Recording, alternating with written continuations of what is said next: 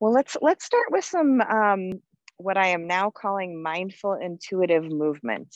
So if you're capable and wanting to today, why don't you stand up? If that's not possible where you're at for whatever reason, or functionally that's not possible for your body today, that's fine. You can do it seated. And what I want you just to start doing is just shifting back and forth from one foot to the next. And you can start out going quickly. Many of us have come from places where we've had to think fast or move fast before this. So appreciating that the body doesn't go from 100 to 0. And just appreciating that the body, before meditation, it can be really nice to do some movement. So just shifting back and forth. And maybe even if your balance is good enough, closing your eyes. And just seeing if, other than shifting from one foot to the next, if there's any other movements your body is wanting to do. If you feel like you want to stretch, your arms want to move. And rather than taking guidance from me, actually taking guidance from the wisdom of your body. You can move fast or slow, really just tuning into what feels good in your body right now. And then doing that.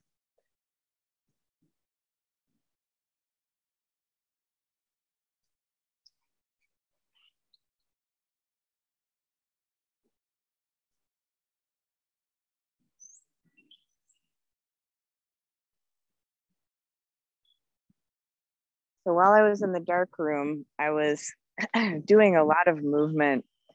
I would sit and meditate for, I have no idea how long, since there was no clock. And then I would break it up with movement. And what I found is that I really just ended up doing a combination of whatever movements felt good. And sometimes it would look like yoga, and sometimes it would look like strength stuff or Tai Chi. There's a very loud truck in the background. I apologize for the truck. And what happened in those 10 days in the dark is that I feel like I came much more into my body than I think I ever have been. And the realization for me was that I don't move nearly as much as I need to.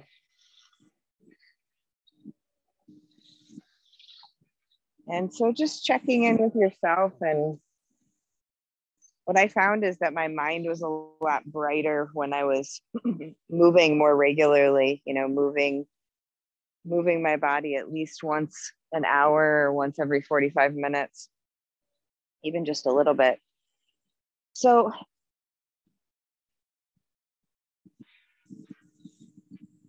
seeing now if you can start to move your body intuitively, meaning as it wants to, but seeing if you can do it slower than you were. Seeing if you can just move the body very slowly. Just tracking the movements. The movements themselves are not important. Just moving your body however it wants to move.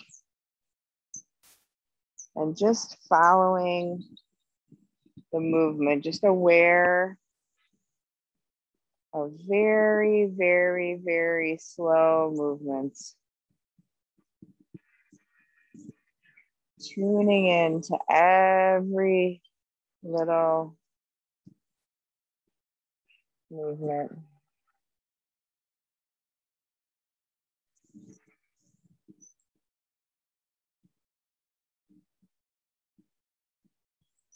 And then slowly coming to a place where you're allowing your eyes to open and still moving your body very slowly as you open your eyes, and seeing if you can maintain awareness of your body even with your eyes open.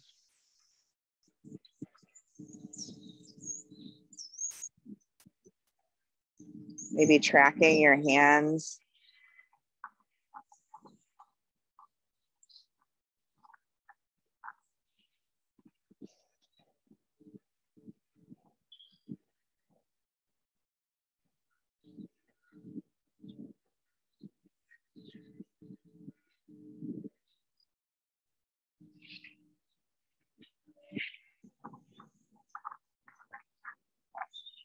And then maintaining as much awareness as you can of your body and moving to a seated or lying down posture, however you're going to sit in meditation today.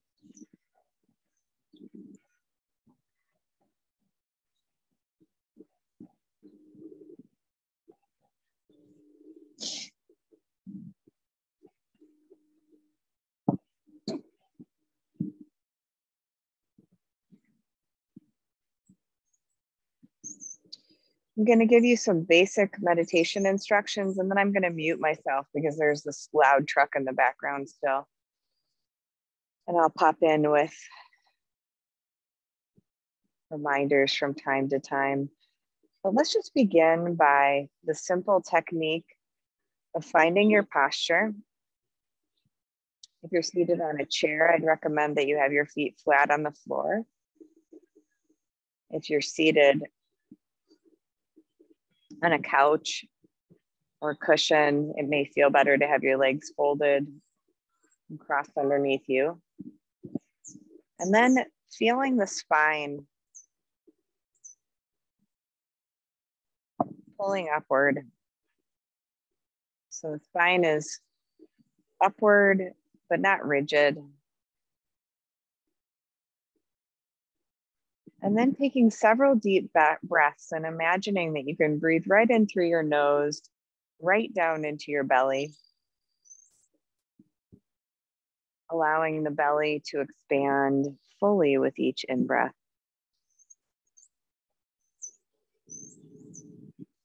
If you're not sure if your belly is expanding with the in-breath, you can put your hand right on your belly, and your hand should push outwards away from your body when you breathe in. This can be tricky if you're breathing the opposite from that, and then, just spend some time practicing that. Many of us will breathe in and the belly sucks in and we fill up the lungs and we're breathing really high up in our chest. So we're actually trying to breathe for this part of the meditation, not for the entire meditation, but we're just trying to breathe down into the belly. It can have a soothing effect on the nervous system. And you might even want to allow your body to make a noise as you breathe out. So breathing in fully to the belly, and then doing several breaths like that, where you're breathing in really deeply into the belly. And allowing yourself to make a sound as you breathe out. Noticing how the body will intuitively and automatically soften, the shoulders relax. There's a letting go that happens with the out breath that we can tune into, expand and lean into.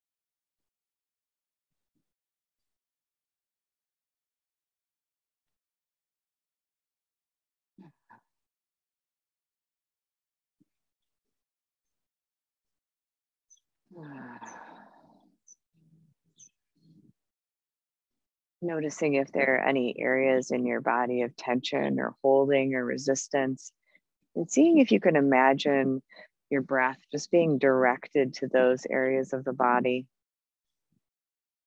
giving space, bringing awareness to any tightness. And it's not like we're forcing the tightness to go away or demanding it go away. It's more just like we're bringing gentle, loving attention to those parts of our body that may not feel safe or may feel like they need to hold tightly. We're not forcing anything. We're just inviting more softness.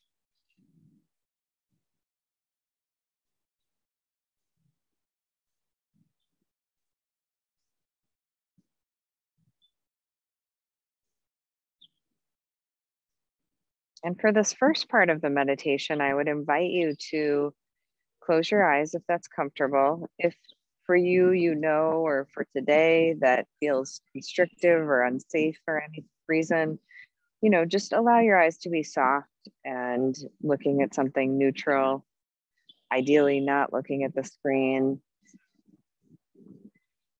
and just allowing your gaze to be soft.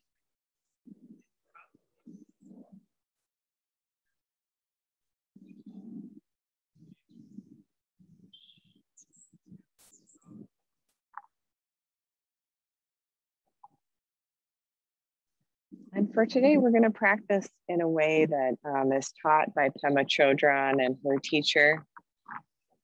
And it's a very simple way, and it's meant to help us get more in touch with the body and emotions. There's such an emphasis in our own minds on thinking, and we're most of us are very drawn very easily by thoughts.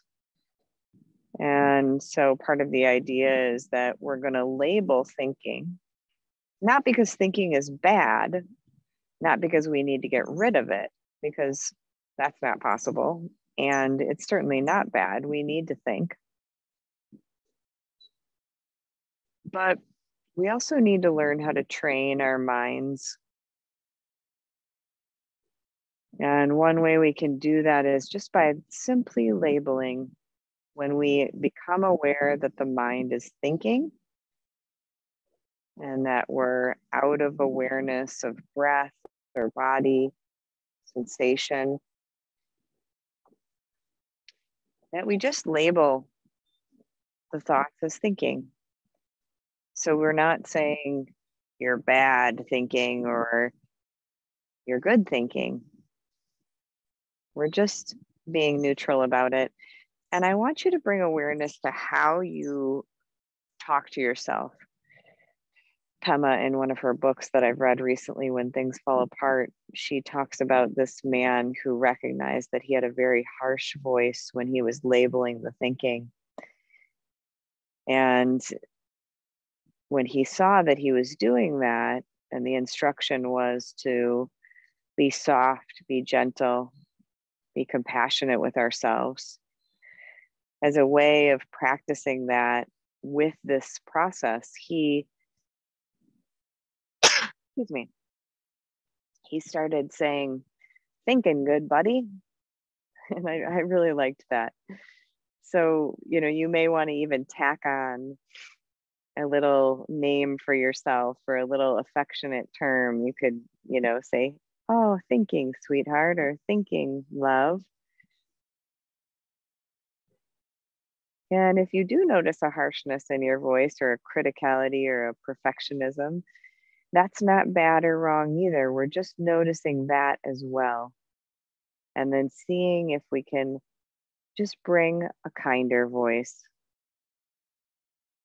Because harshness really, in my experience, just doesn't work. It's a habit for a lot of us, many of us, but we're practicing a different way. Releasing the perfectionism, releasing this delusion that there's a right and a wrong. So tuning into your breath now. And just allowing the breath to go at its own pace. Can release any need to breathe into the belly or anywhere specific. Feeling the sensation of breath, feeling the coolness as it enters your nose.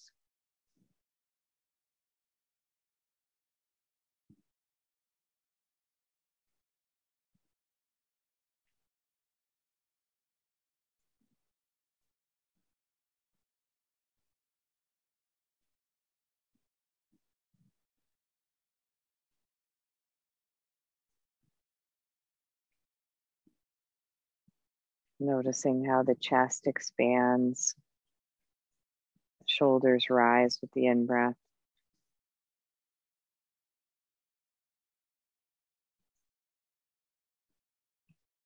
And then the out-breath is a letting go. The out-breath happens without any effort. It's a releasing. Just tuning into the release of the out-breath.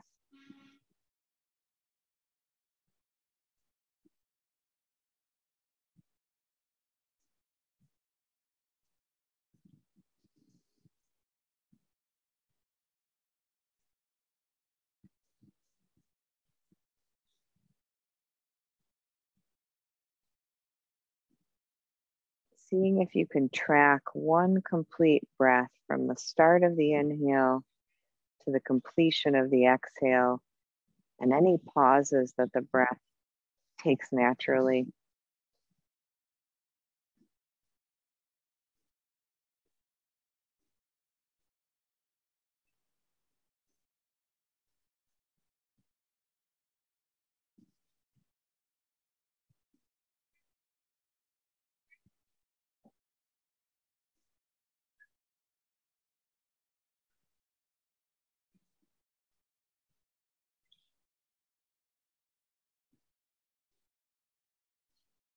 Seeing if you're remembering to label the thinking. Whenever thinking arises, just the simple word thinking, and trying to do it in a kind voice and maybe tacking on a affectionate term. When I was in the dark, I so badly wanted to identify thinking because I really didn't want to fall down a bunch of fear spirals perpetuated by thoughts. And so what I did is I would say thinking, ding, ding, ding, especially if the thoughts were particularly strong or grabby. I would add that little ding, ding, ding as kind of a reminder. And most of the time I would do that in my head, but sometimes I would do it out loud if a story was particularly grabby and I kept getting sucked back into it. So again, thoughts are not wrong or bad. It's just we're thinking all the time. So we can train our minds by having these periods of time when we meditate to work with thoughts in a different way rather than leaning in like we usually do and completely believing our own stories. Because most of it is story, most of it is made up, or we're ruminating about the past. And so we can practice in meditation so that in daily life, we can catch our stories quicker. We can catch our things that we're telling ourselves. Because then we have a choice about whether we want to believe those things or whether that's not useful. But without catching our thoughts, we don't have any choice. They're just kind of running all the time in the background. And that's why we're training our minds to identify thinking, to be more aware of when the thinking mind has grabbed us. So let's practice in that way together, aware of the breath. Your awareness may wander to other sensations. Might be aware of wind or touch on your skin, clothing that's touching you. You might be aware of sounds. So we're staying in sensations, whether it be the sensations of breath or the sensations of body or sound. And when our mind goes to thinking, we're just labeling it gently as thinking and then returning to the sensations of the body that sometimes may present as emotions or perceptual sensations. And we're just noticing the thinking and then returning again and again to the body. So let's begin that way. And I'm just aware there's a lot of wind, so I'm going to mute myself and I'll pop back in with instructions from time to time. But for the most part, we're going to sit in silence today, just to give each a chance to really practice this way of labeling thinking and catching it for ourselves.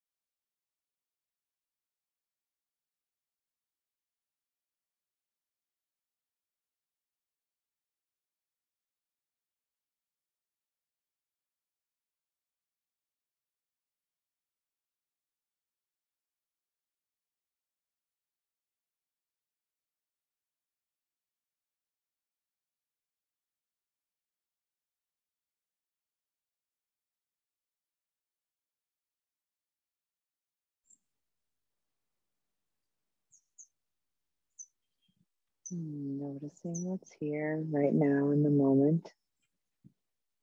No need to fix or change, just labeling, thinking. Anytime the mind heads in the direction of thinking, and then returning to the awareness of breath and body.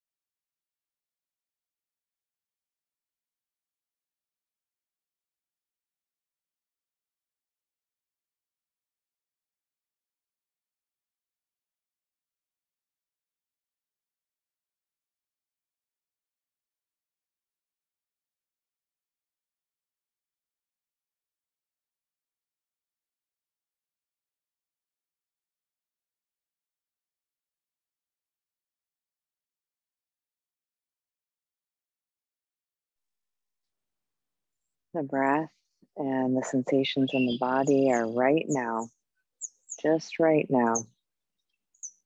The mind wants to go into the past and into the future,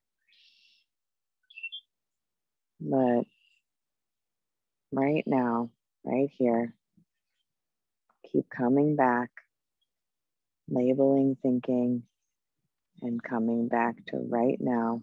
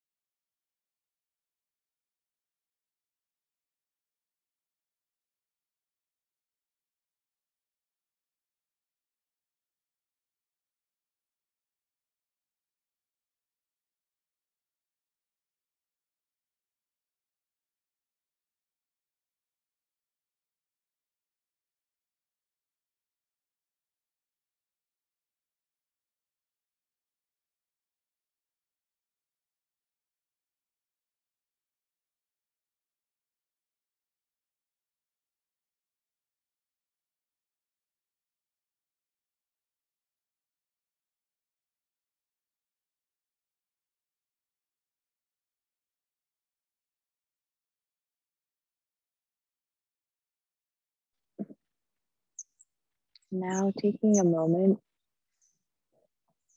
to take one full deep breath.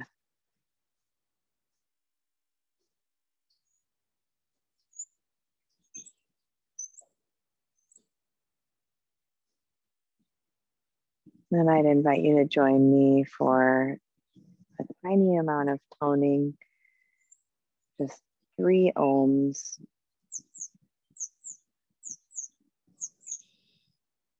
Complete the meditation and to connect to the sound vibration in your own body. So we'll breathe in together in a moment, and then on the out breath, you'll share in the Om if you wish.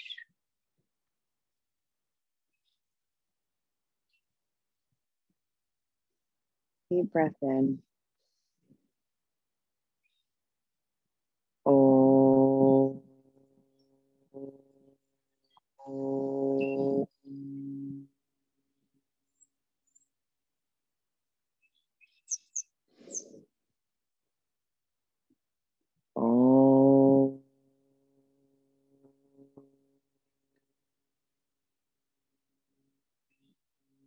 May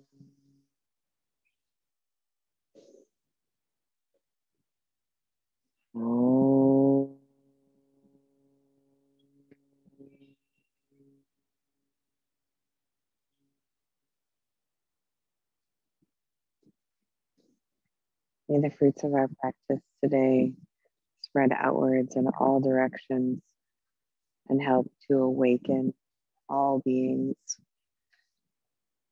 and alleviate suffering across the world and in the entire universe. I'm so grateful to each one of you that you are taking on this personal practice of going inwards, and gradually learning how to love yourself and be kinder with yourself. That is how peace spreads. That is how compassion starts, by each of us bringing a kinder voice to our own inner experience. Deep bow to each one of you. So much gratitude. And I have, let's see, what time is it? I have about 5 minutes for questions. If anybody has a question, let's see if I can do this on my phone. Okay, here we go. Pamela says, while I realize one can gradually increase meditation time as you get more comfortable with the practice, is there a recommended length of time each day or week as most beneficial for your health? It's a great question. And depending on which tradition you ask that, there would be different answers. So I'm just going to answer from my own personal experience and what my most valued teachers have taught me. I think that meditating whenever it works for you is the best time. Whenever you can do it consistently, because it's more important to do it consistently than and have it regular, even if it's 5 minutes or 10 minutes, and then on days that you have more time, you can sit longer, but the consistency is more important than the length of time. It seems that there's sort of a half-life for meditation, kind of like a medicine. This is just my personal experience of it, that seems like the effects of it last, a certain amount of time. And that depends on how long you've been practicing, how long you sit. But that's why many teachers recommend having a daily practice and doing it at the same time. So it's not so important, the length of time. It's just that if you can find a way to have a daily practice, that is going to result in the most waking up and the most change, and more ease and more shifts in your relationships. My aim currently with my own personal practice is to try to sit for a bit in the morning and sit a bit in the evening or afternoon. But what I've noticed is when I can sit right away in the morning, without doing anything else besides, bathroom and maybe brushing my teeth, that seems to work the best for me, because otherwise I noticed over the years that I will procrastinate and I will find other things to do that will, take priority. So, and I think many people feel that way. Okay, Noelle says, can you share more about your experience returning from your cave retreat and trying to integrate those insights into your daily life? Yeah, I mean, I'm going to answer that one briefly because I think I'm weaving it into how I'm teaching. What I taught today about the thinking and labeling thinking, that was huge for me when I was in the dark. And there's something about the dark that, it just makes sense. It's so much quieter. There's no distractions. It was easier for me to see when my mind was thinking and to catch it sooner. it's been much harder since I've been back in the real world. So it's just a constant practice for me. And again, it's not to say that thinking is bad, but it's because the majority of my thoughts are repetitive, and a lot of them are fear thoughts, and they're stories that are no longer serving me. So that's why I'm making it my practice, especially since the dark retreat, to really become more aware of my own thinking and to name it so that I don't fall down these, spirals of old beliefs. So that's just a little tidbit about one thing. And I'm sure I'll weave more in, but thanks for asking. Esther, we enjoyed a beautiful outdoor meditation today. We see the fantastic blue sky and the quiet breeze. We did not hear the loud truck noise that you said was bothersome. Fabulous. We only hear your soft meditation voice. Oh, I'm so glad, Esther. Thanks for telling me. And then a lot of thank yous, DJ, Mary, Carl, and everyone. You're so welcome. Always my pleasure to be with you. And someday we'll be in person and we will all rejoice. Have a wonderful week. I'll see you next week.